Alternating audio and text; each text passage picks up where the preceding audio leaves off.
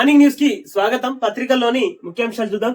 ఈనాడు పత్రిక, మంత్రులంతా ప్రజల్లోకి వెళ్ళాలి, నామినేట్ పదవులన్నీ వెంటనే భర్తీ చేయాలి, ప్రతి జిల్లాల్లో నెలకోసారి మంత్రులు ప్రజా దర్బార్ నిర్వహించాలి అంటూ వార్త వేసుకొని వచ్చింది ఈనాడు బ్యానర్ ఐటమ్ గా.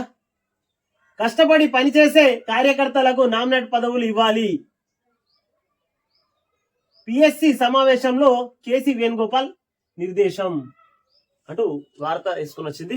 మొత్తం మీద 10 ఏళ్ల నుండే కాదు, దాదాపు 30-40 సంవత్సరాల నుంచి కాంగ్రెస్ కోసం కష్టపడుతున్నటువంటి కార్యకర్తలకు నామినేట్ పదవులు ఇవ్వాలి అంటూ కాంగ్రెస్ పిఎస్సి సమావేశంలో నిర్ణయించిందనే చెప్పుకోవచ్చు. మొత్తానికైతే కష్టపడ్డోళ్లకు మాత్రం టికెట్లు వస్తాయి. అదనంగా పార్టీలోకి 6 నెలల ముందు, సంవత్సరం ముందు, ఎలక్షన్ల ముందు వచ్చిన వాళ్ళకి కాకుండా ఫస్ట్ నుంచి ఎవరైతే కష్టపడుతున్నారో పార్టీ కోసం వాళ్లకు పదవులు ఇవ్వాలని కాంగ్రెస్ పార్టీ నిర్ణయించింది. మొత్తం మీద జెండా మోసినటువంటి కార్యకర్తలకు మాత్రమే పదవులు దక్కుతాయి అంటూ కరాఖండిగా చెప్పేసింది. త్వరలో స్థానిక సంస్థల ఎన్నికలు, పార్టీ నేతలంతా కష్టపడి పనిచేయాలి, ప్రభుత్వ కార్యక్రమాలను ఇంటింటికి తిరిగి చెప్పాలి, సీఎం రేవంత్ రెడ్డి. 14వ పేజీలోని వార్త. మొత్తం మీద కష్టపడినటువంటి కార్యకర్తలు, తర్వాత ప్రజలకు అతి దగ్గర నుండి, అంటే మొత్తం మీద ప్రజల్లోకి వెళ్లి ప్రజా సమస్యల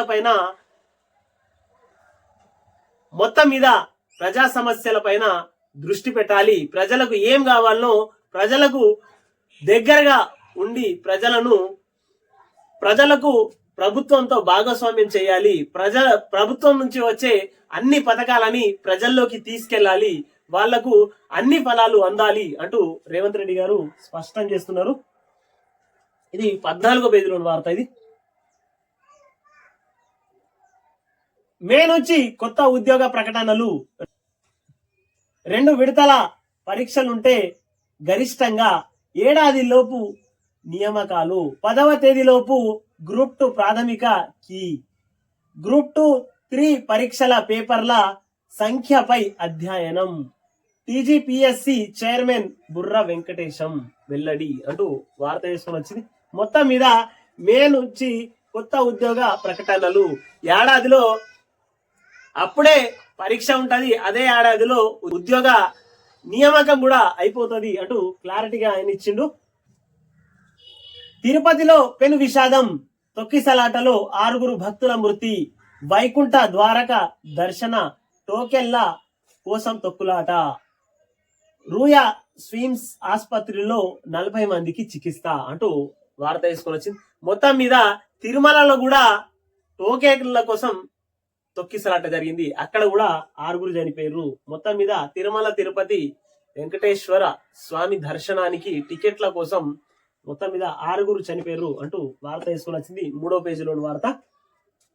శాసన నిర్మాణంలో సుప్రీం ఎవరు, న్యాయస్థానం అభిప్రాయమా, చట్టసభల అధికారమా, ఎన్నికల కమిషనర్ల నియామకం వివాదంపై సుప్రీంకోర్టు వ్యాఖ్య అంటూ 13వ పేజీలోని వార్త. ఇది జమిలీపై భిన్న స్వరాలు, జేపీసీలో పార్టీల గొంతు వినిపించిన పక్షాలు, ఖర్చు ఎలా తగ్గుతుందో చెప్పాలన్న ప్రియాంక అంటూ 13వ పేజీలోని వార్త. ఇది కృష్ణాలో అదనపు జలాల వినియోగం, ఉమ్మడి మహబూబ్ నగర్ కు మేలు జరిగేలా అధ్యయనం అంటూ ఇది 14వ పేజీలోని వార్త. ఇది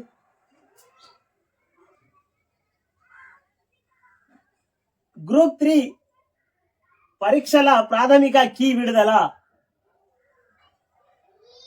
టిపిబిఓ ప్రాథమిక జాబితా విడుదల అంటూ 2వ పేజీలోని వార్త. ఇది కూడా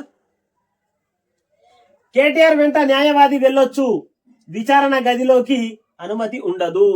మొత్తం మీద కేటీఆర్ ఏమంటున్నాడంటే, నేను విచారణకి వెళ్తా సై, కానీ నాతో పాటు లాయర్ కూడా రావాలి అంటే కోర్టు నిరాకరించింది. లోపలి దాకా ఆయన రాడు, నిన్ను విచారించేటప్పుడు ఆ విచారించే సారు, ఆ తర్వాత నువ్వు, మిమ్మల్ని ఇద్దరిని అంటే కేటీఆర్ ని నేరుగా చూడడానికి కొంచెం దూరం గదిలో ఒక గ్లాస్ లో నుంచి చూడొచ్చు ఆయనకి ఇంటరాగేషన్ ఏం చేస్తున్నారో అది గమనించవచ్చు కానీ వినకూడదు అంటూ కరాఖండిగా చెప్పింది కోర్టు. విచారణను కనిపించే దూరం నుంచి గమనించవచ్చు, ఎలాంటి జోక్యం చేసుకోరాదు. ఫార్ములా ఈ రేసు వ్యవహారంలో హైకోర్టు ఉత్తర్వులు.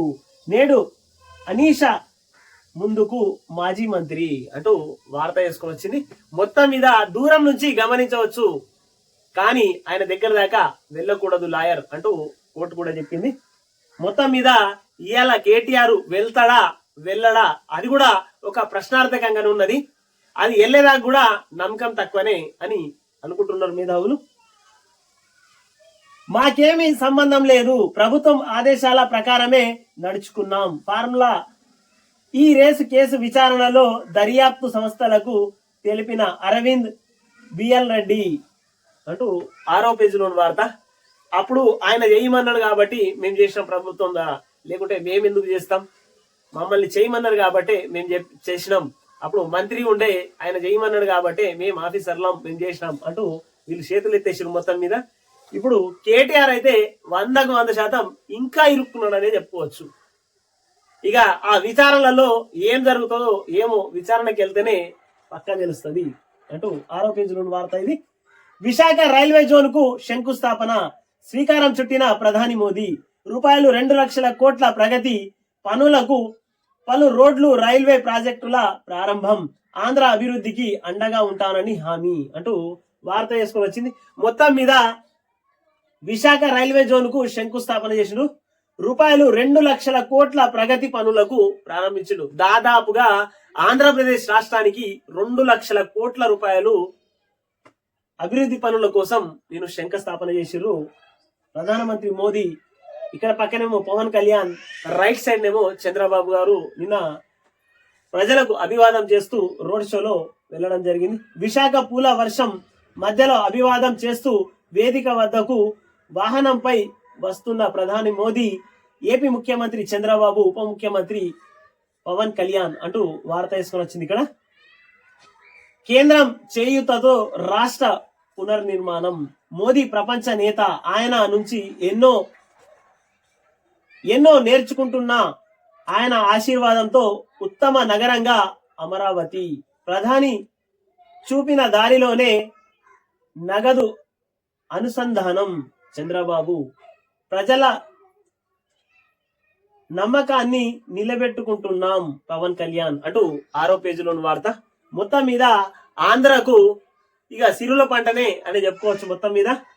ఇక ప్రైవేట్ మార్కెట్ యార్డ్లు, రైతుల నుంచి నేరుగా ఉత్పత్తుల కొనుగోళ్లకు వెసులుబాటు, జాతీయ వ్యవసాయ మార్కెటింగ్ ముసాయిదా సిద్ధం, అన్ని రాష్ట్రాల అభిప్రాయాలను కోరుతూ కేంద్రం లేఖ, తెలంగాణ ప్రభుత్వ అధ్యయనం అంటూ వార్త వేసుకొని వచ్చింది. ఇక్కడ మొత్తం మీద ఇక ప్రైవేట్ మార్కెట్ యార్డ్లు అంటూ వార్త వేసుకొని వచ్చింది. లాస్ ఏంజలస్ లో కాల్చిచ్చు, హాలీవుడ్ ను చుట్టుముట్టిన అగ్గి, సంపన్నుల గృహాలు ఆహుతి, 2 మృతి అంటూ 2వ పేజీలోని వార్త. మొత్తం మీద హాలీవుడ్ సినిమాలను తలపిస్తున్నది అంటూ వార్త వేసుకొని వచ్చింది. ఇక్కడ పథకం ప్రకారమే భాజపా కార్యాలయంపై దాడి, గవర్నర్ కు కిషన్ రెడ్డి ఫిర్యాదు అంటూ 6వ పేజీలోని వార్త ఇది. కేఎన్ఎన్ టీవీని సబ్స్క్రైబ్ చేయండి, షేర్ చేయండి.